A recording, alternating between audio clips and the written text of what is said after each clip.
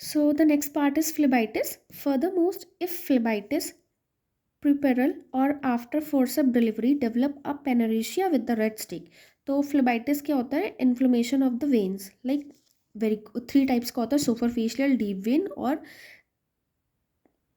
Puerperal condition. तो फ्लोबाइटिस condition क्या होता है कि वेन्स में इन्फ्लेमेशन हो गया है, वेरिकोज वेन्स भी हो सकता है, वो डीप वेन थ्रोम्बोसिस भी हो सकता है। परफ्यूरल होता है कि 6 week after the forceps delivery, तो पीरियड के बाद में पेन स्टार्ट हो जाता है, तो दैट इज़ कॉल्ड इंजीरियल part.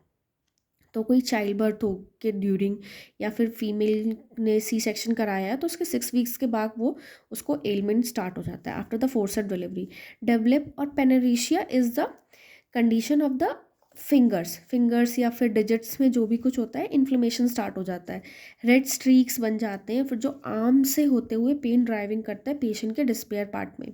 In child bed allium cepa is to be thought of as an effective remedy. Child bed condition में पेशेंट सोच सकते हैं allium cepa should be effective medicine for the sore and the raw spots on the feet specially heel.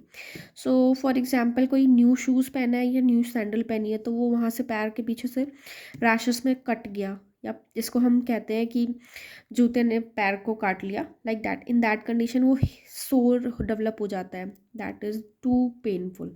So from friction से वो develop होता है क्योंकि that shoes is new to our leg और feet something.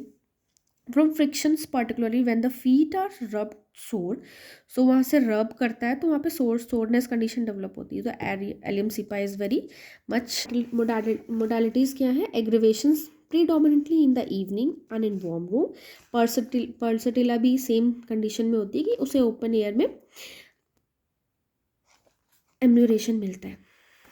एम्यूरेशन in cold room and an open air. Aggravation इसको होता है warm room से बाहर जाके इसको एम्यूरेशन फील करता है। रिलेशनशिप्स पे आ जाते हैं। रिलेशनशिप ऑफ रेमेडीज कॉम्प्लीमेंट्री इसकी phosphorus, pulsatilla and thuja. Compatible है इसकी calcarea and silicea and polyps.